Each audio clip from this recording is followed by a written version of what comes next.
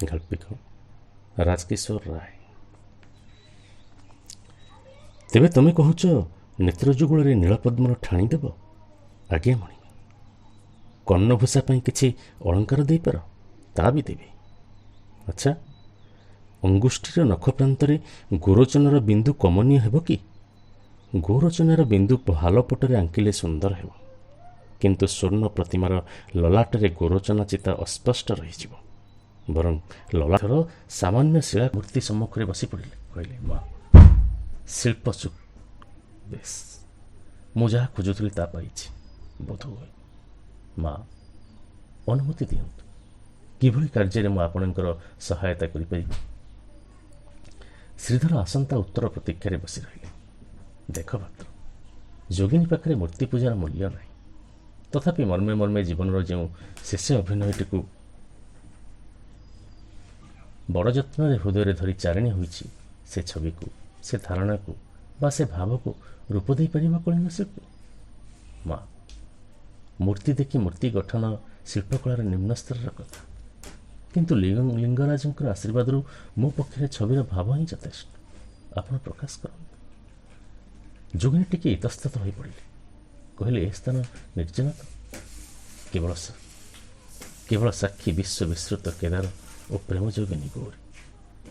ତପସ୍ୱିନୀର ସର୍ବାଙ୍ଗରେ ଶିହରଣ ଯେପରି ଖେଳିଲ। ଆଚ୍ଛା ଶୁଣ, ତମଳା ଶାଖାରୁ ତ୍ରସ୍ତା ଶୁକ ପକ୍ଷୀଟିଏ ଗୋଟିଏ ରମଣୀର ଅଙ୍ଗ ଦେଶକୁ ଉଡ଼ି ଆସିଲା। ରମଣୀର କର୍ଣ୍ଣଭୂଷା ପଦ୍ମକୋରକକୁ ସେ ଚକ୍ଷୁ ଦ୍ୱାରା କ୍ଷତ କଲା। ସେ ଚିତ୍କାର କରି ଅତି ନିକଟରେ ଏ ମଧୁର ଅଭିନୟ ଦେଖୁଥିବା ସୁଠାମ ଯୁବକକୁ ବିପଦରୁ ରକ୍ଷା କରିବା ପାଇଁ ଅନୁରୋଧ କଲା। ସୁଶ୍ରୀ ପୁରୁଷଟି ଶୁକ ପକ୍ଷୀକୁ ରମଣୀର କନ୍ଧରୁ ଛିନ୍ନ କରି ନେଇଯିବା ଅଭିପ୍ରାୟରେ ଆକର୍ଷଣ କରନ୍ତେ ତାହା ବିହ୍ୱଳ ହୋଇ ଯୁବକର ପ୍ରଶସ୍ତ ବକ୍ଷ ଉପରେ ଚଞ୍ଚୁଅ ନଖ ଦ୍ୱାରା ଏପରି ଆଘାତ କଲା, ଯାହାଫଳରେ ମା ଚୁପ୍ ହୋଇଗଲେ ଯେ। ତପସ୍ୱିନୀଙ୍କର ଅଧର ଥରି ଉଠିଲା। ସେ ଆତ୍ମସମ୍ବରଣ କରି ଆରମ୍ଭ କଲେ। ଫଳରେ ଏକ ରକ୍ତସ୍ରାବ ଦେଖାଗଲା। ରମଣୀଟି ଆକସ୍ମିକ ବିପତ୍ତି ଦେଖି ନିଜ ଅଧର ବସାଇ କ୍ଷତସ୍ଥଳରୁ ରକ୍ତଧାର ବନ୍ଦ ହେବା ପର୍ଯ୍ୟନ୍ତ ଉଷ୍ଣ ରକ୍ତ ଟାଣି ଆଣୁଥାଏ। ସେହି ଭଙ୍ଗୀ, ସେହି ହୃଦୟ ମିଶା ଯୁବତୀର ରକ୍ତାଧାର, ଯୁବକର ବିସ୍ମୟ ଭାବାବେଶ, ପକ୍ଷୀର କରୁଳ ଦଂଶନ ଇତ୍ୟାଦି ସବୁ ଯେପରି ଏକ ନିପୁଣ ଶିଳ୍ପ ଚାତୁରୀରେ ଜୀବନ୍ତ କରିପାରିବ ଶିଳ୍ପୀ। ଶୁଣୁଥିଲେ ଶ୍ରୀଧର। ଏ ପ୍ରଗଳ୍ଭା ଯୋଗିନୀର ଚିତ୍ର ପରିକଳ୍ପନା ବଡ଼ ବୃଦ୍ଧ ଓ ତନ୍ମୟ। ଏ ଅସାଧାରଣ ଭାବ, ଯାହାକି ଏକ କବି ସୂଚନାର ମୋହନ ସଂକେତ କୁଟୀରେ ସମ୍ଭବ, ତା ଏ ପ୍ରବଜ୍ୟର ରୂଢ଼ କଳ୍ପନା କେଉଁଠୁ ପାଇଲା? ବ୍ୟସ୍ତ ଭାବ ଛାଡ଼ି ଶ୍ରୀଧର ସ୍ୱୀକାର କଲେ, ମା, ଆପଣଙ୍କର ସନ୍ତାନ ଚିତ୍ର ପରିବେଷଣ କରିପାରିବେ। ଯୋଗିନୀର ଆନନ୍ଦ ଦୁଇଟି ଚକ୍ଷୁରେ ଘନ ହୋଇ ପଡ଼ିଲା।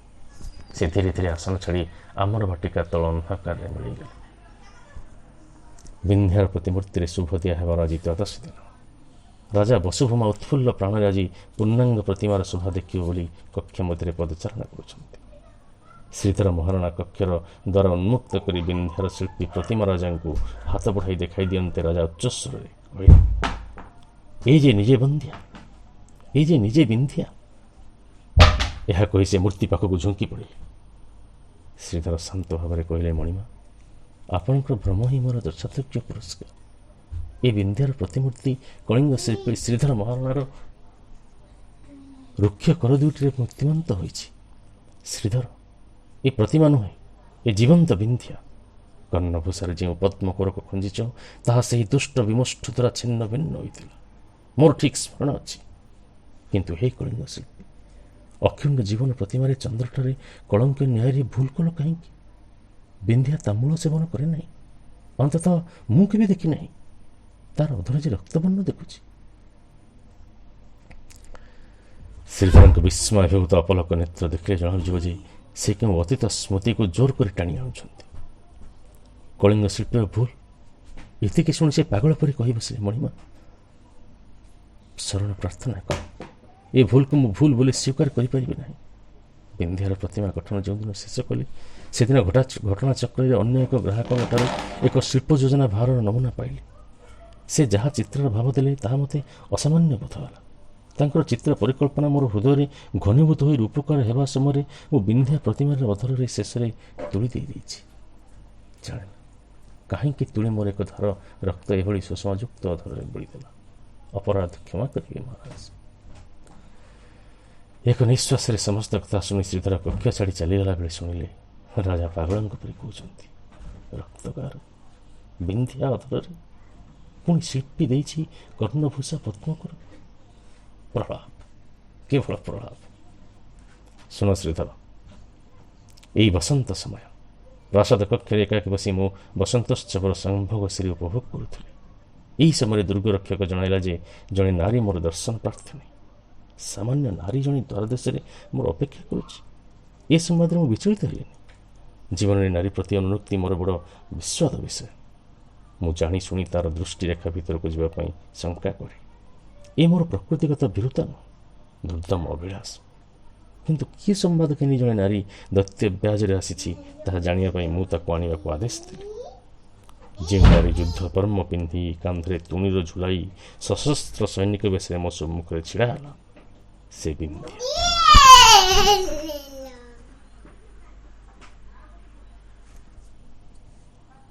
श्रीधर से बिंधिया अपूर्व रमणी ताकू देखी मो आत्मविस्मृत है। से मोर भावांतर जपरी लक्ष्य करना यही रीति मोर कुशल जिज्ञासा कर निजर परिचय देलापर तार परिचय विपर रहस्यमय।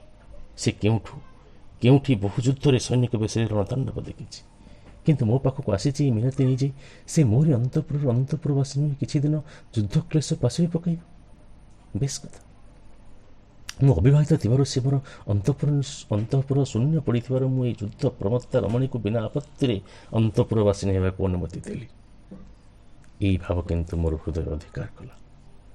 निश्चय सुंदरी रमणी कौन शत्रुपक्ष द्वारा कलिंगर कलंक हटाइवाई सन्धानी भाव में छुटी आसी मोरी अंतपुर मत ही दंशन कर तेज से चाहे निर्विघ्न केतोटी दिन कटिगला।